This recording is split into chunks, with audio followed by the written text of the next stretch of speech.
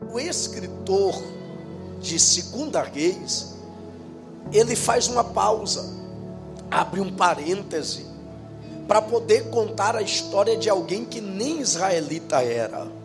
Ele tem nome, e o nome dele é Naamã. O nome Naamã significa aquele que é agradável. Alguns entendidos dizem que Deus se engraça por Naamã pelo significado de seu nome.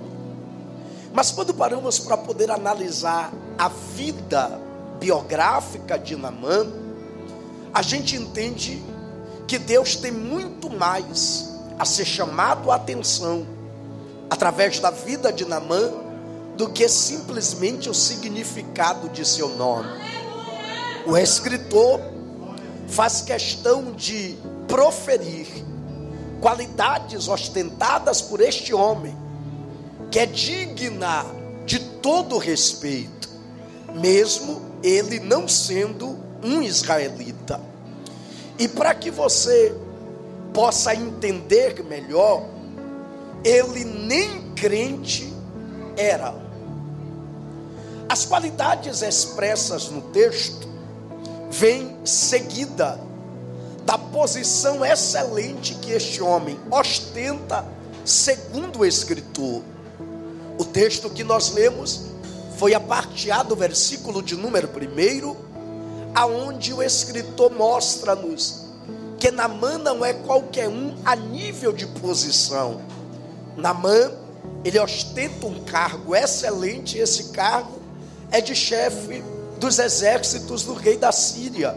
Logo, Naamã é o general do grande rei Ben-Hadad. Após o escritor externar as qualidades que, ou melhor dizendo, a posição que Naamã ostenta, ele expressa pelo menos 4 qualidades. Quantas?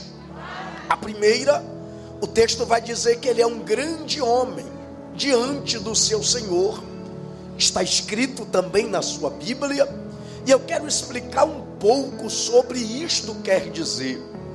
Quando a Bíblia diz que ele é um grande homem diante do seu Senhor, aqui não se trata de estatura física, mas o escritor está nos mostrando o grau de confiança que Naamã conseguiu conquistar diante do seu rei.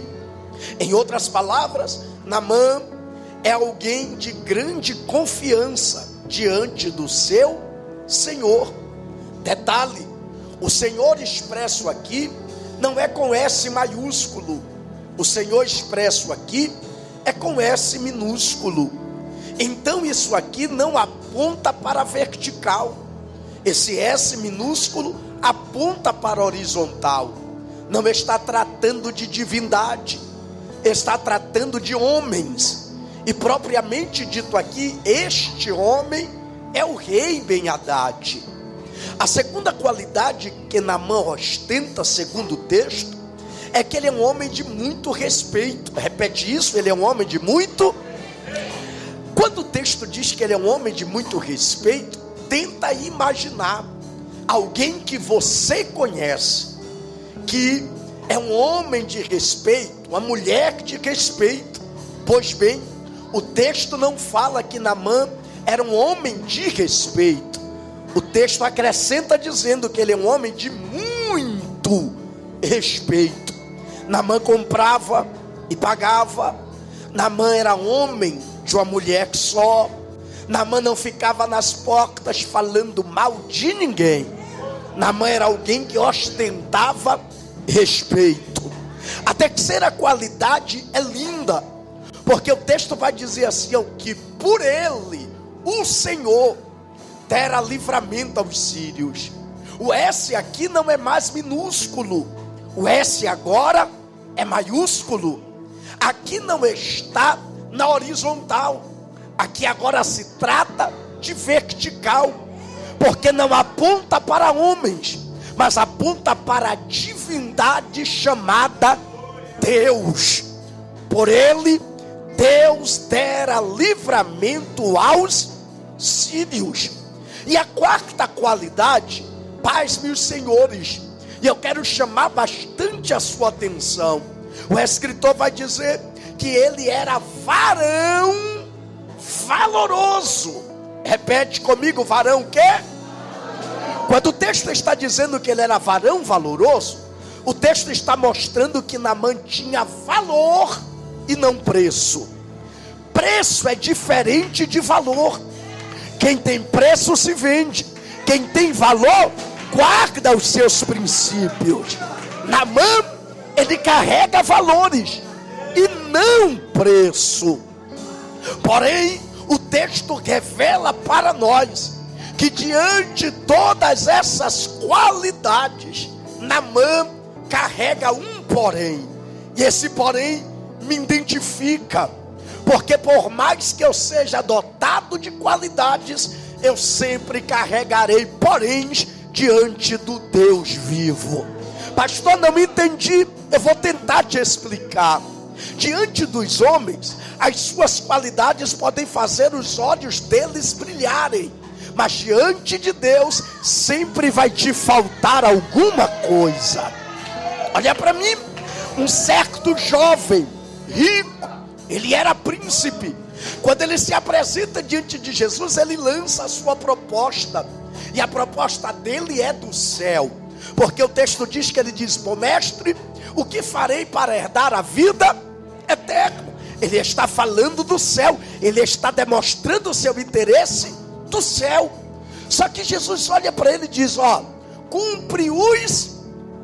E ele diz: eita, eu tenho cumprido desde a minha.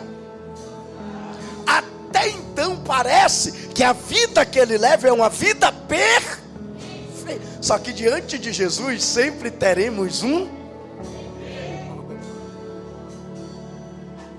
Não importa se você canta muito, você tem um porém. Não importa se você prega muito, você tem um porém.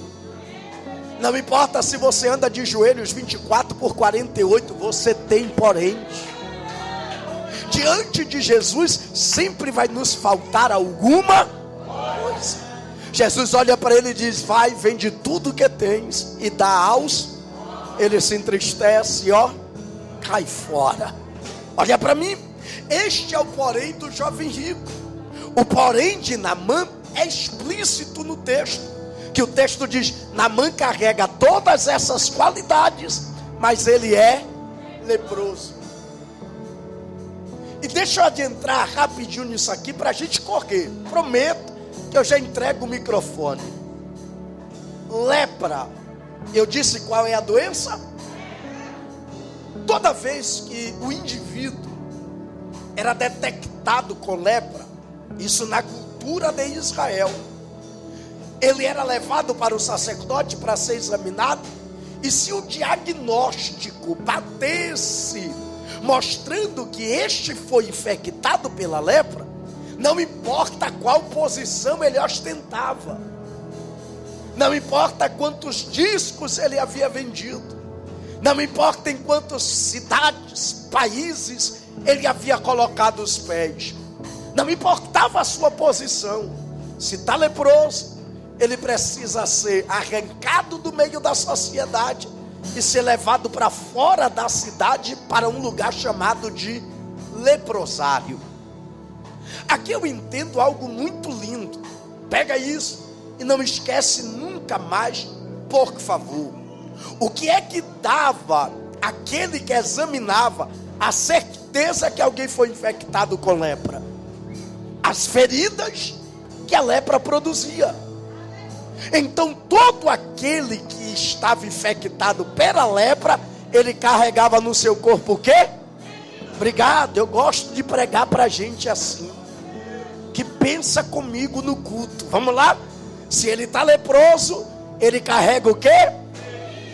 Só que quando eu olho para a vida de Naamã, eu fico impactado, porque o texto, o versículo de número 1, parte A, diz que ele era general. Ele era o quê?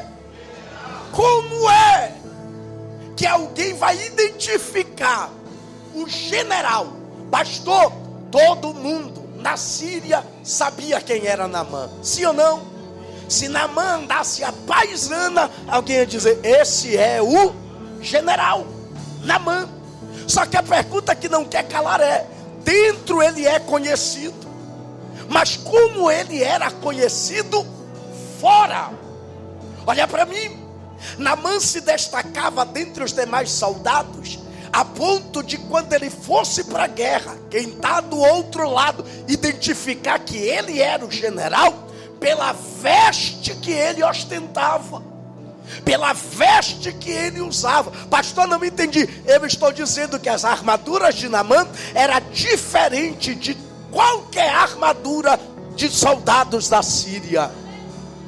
Quem olhava para o exército da Síria dizia: aquele ali é o general. Por quê, pastor? Por causa da sua vestimenta diferente. Não entendi. Vou agora explicar e já aplicar o texto para a gente correr. Eu falei aqui de 4 qualidades que é tangível ao olhar do leitor. Todo mundo que lê o texto vai observar as qualidades descritas pelo escritor. Entretanto, hoje eu quero falar sobre 3 qualidades que o escritor não mostra, mas está aqui. Eu vou falar sobre 3 qualidades de um general. A primeira qualidade é que Naamã carregava feridas no seu corpo, mas toda vez que Naamã ia para a guerra, quem olhava para Naamã não enxergava as suas, mas enxergava a sua armadura. Vem comigo, e se doer, não precisa dar glória não, é só você se conscientizar. Estamos em um lugar de guerra, e Jesus nos ensinou que neste ambiente de guerra eu não posso vir para mostrar feridas. Quem olha para mim neste ambiente de guerra tem que enxergar as minhas armaduras e não as minhas feridas.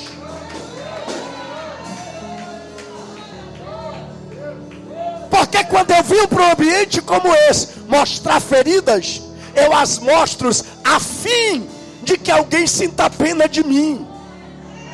Lugar de batalha não é lugar de ninguém sentir pena de você. Quem vem para uma guerra como essa mostrar feridas se torna alvos fáceis. Quem olha para você tem que enxergar a armadura que Deus te deu e saber o que você veio fazer aqui.